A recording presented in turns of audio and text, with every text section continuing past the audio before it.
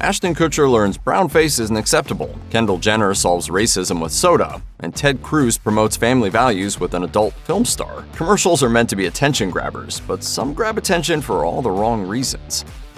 In December 2021, HBO Max launched, and just like that, a highly anticipated revival of its millennium-era Sex and the City. In order to get happily married main character Carrie Bradshaw single and searching once more, writers killed off her husband, Mr. Big. In the first episode, the character portrayed by Noth completes his 1000th session on a Peloton indoor exercise bike, has a heart attack, and dies on the floor of his bathroom. Rather than distance itself from the scene that cast its product in a bad light and made them seem deadly, Peloton embraced its big pop cultural moment and within a week had produced and premiered a humorous commercial. Should we take another ride? A few days after the commercial debuted, The Hollywood Reporter published a story based on two separate, unrelated accounts from two women accusing Noth of sexual assault. The incidents allegedly took place in 2004 and 2015. The commercial was only viewable for about 4 days before Peloton withdrew it from circulation. In 2022, financial services company BlackRock Incorporated produced a commercial at a real high school in Pittsburgh, Pennsylvania. In promoting its management of pension plans for public school instructors, the commercial depicts a day in the life of Brian Delano, an advanced economics teacher at Bethel Park High School. As Delano narrates about financial health and the importance of preparing for the future, he's seen working with students, and one young man wearing a hooded sweatshirt and glasses is seen twice. That student was Thomas Matthew Crooks, who in July 2024 was identified as a gunman who was shot and killed by Secret Service agents when he attempted to assassinate former President Donald Trump at a campaign rally in Butler, Pennsylvania. Within 2 days of the violent incident, BlackRock removed the 2-year-old commercial from all official distribution channels. In a released statement, the company revealed that it would make all of its video footage available to authorities, and that the video was taken out of circulation out of respect for the victims. Texas representing U.S. Senator Ted Cruz mounted a presidential campaign in 2016, positioning himself as a very conservative candidate and aligning himself with wholesome institutions. The softcore adult film industry probably wouldn't fit in with Cruz's stated values, so it was a legitimate problem for his campaign when it was discovered that a Vote for Cruz commercial featured Amy Lindsay, an actor who specialized in nudity-heavy erotic dramas that aired on cable television in the 1990s and 2000s. Lindsay only appeared briefly in the 30-second Cruz campaign ad, and upon learning of her past, the Cruz campaign removed the ad from use. As spokesperson Rick Tyler told BuzzFeed News, the actress responded to an open casting call. Unfortunately, she was not vetted by the production company. Had the campaign known of her full filmography, we obviously would not have let her appear in the ad. Holiday Inn Worldwide spent $1 billion to renovate its many motels in the late 1990s, and it announced the finished products with a 1997 Super Bowl ad. Set during a high school reunion, a reunion attendee eventually realizes that the mystery woman everyone has been checking out is actually his old friend Bob Johnson. It's amazing the changes you can make for a few $1,000s. Bob Johnson? Hi, Tom. Aside from the issue of the motel commercial making a punchline out of gender transition, it's not even why people complained in 1997. Reverend Al Phillips, president of the South Carolina Baptist Convention, proposed a boycott to the chain, saying, "I know a lot of churches have done a lot of business with Holiday Inn through the years, including our church, and we're going to reconsider that now in light of this type of ad and the kind of values or lack of values that this ad manifests." Holiday Inn agreed to no longer air the commercial and proclaimed that it wasn't their intention to offend anyone. On April 4, 2017, Pepsi unveiled a commercial starring Kendall Jenner, a member of the Kardashian family, reality TV star, model, and social media influencer. However, the ad didn't simply feature Jenner simply drinking and enjoying a Pepsi.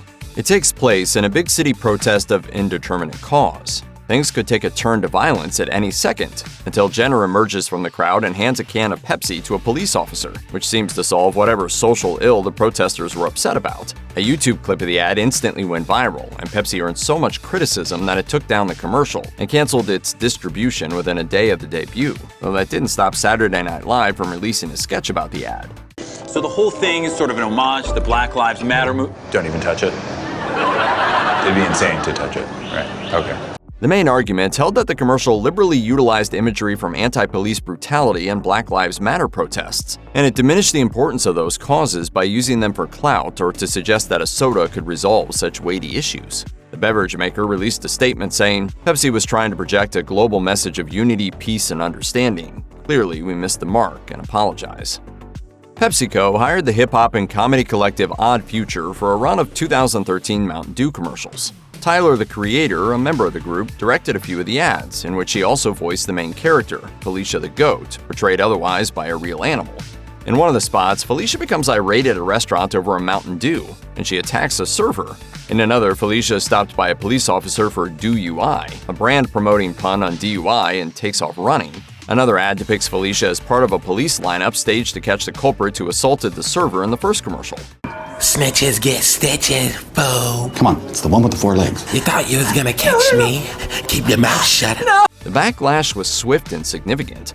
Syracuse University professor Boyce Watkins led the charge, labeling one of the spots in an essay for Your Black World as, quote, arguably the most racist commercial in history. PepsiCo took the offending material off of its online outlets. A Pepsi representative said in a statement to Adweek, "We understand how this video could be perceived by some as offensive, and we apologize to those who were offended." In 2019, Apple started producing short films that served as advertisements for its various high-tech gadgets and software programs. The films featured a group of 4 clever Apple workers who used their employer's products to get complicated work tasks accomplished. One particular 2024 installment found the characters in Thailand, seeking to locate and contract with a box factory that could handle a massive job. In the process, they absorb a lot of what the creative team apparently perceived to be Thai culture, like riding in a rickshaw and spending a night in a rundown hotel. Apple distributed the ad by linking to the video on its social media accounts. It immediately started to field criticism that the ad was woefully out of date in its cliché-filled depiction of Thailand as a rural and antiquated country. The company that makes pop chips attempted a viral marketing campaign in 2012 with a series of advertisements in which Ashton Kutcher monologues as different snack-munching guys in faux dating profile videos. Among Kutcher's characters, Darl the fashionista, Swordfish the hard-partying Southern man, Nigel the British marijuana enthusiast, and Raj, a producer of movies in the Indian Bollywood scene. To portray Raj, Kutcher wore extensive skin-darkening makeup, donned traditional Indian clothing, and spoke in an intended to be comical approximation of an Indian accent. The ads indeed went viral, but not for the reasons that the people at Pop Chips had hoped. Many people found the spot to be more than a little racist, with tech writer Neil Dash writing, "If you find yourself putting brown makeup on a white person in 2012 so they can do a bad, funny accent in order to sell potato chips, you're on the wrong course." In response, Pop Chips took down all of the Kutcher videos from YouTube before restoring them, except the one about Raj. The broadcast of Super Bowl 42 in February 2008 included multiple commercials for and produced internally by SalesGenie.com, an Omaha-based retail business consulting agency. All of the ads were minimally animated, and one revolved around a pair of talking pandas who utilized Sales Genie's services.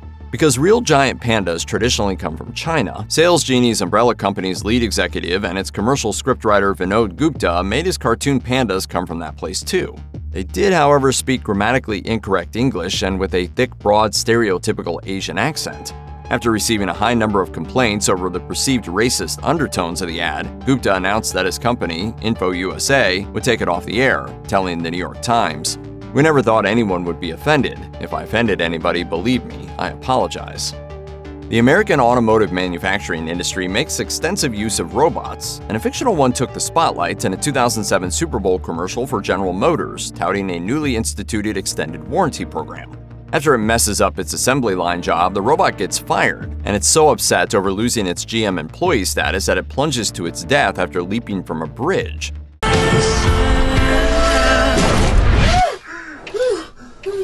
The GM 100,000-mile warranty. It's got everyone at GM obsessed with quality. The ad prompted the American Foundation for Suicide Prevention to publicly criticize the commercial as being hostile to those whose lives were touched by suicide. GM quickly removed the original version of the spot from the airwaves and its internet channels, and promised to run an edited version that didn't include a robot's suicide.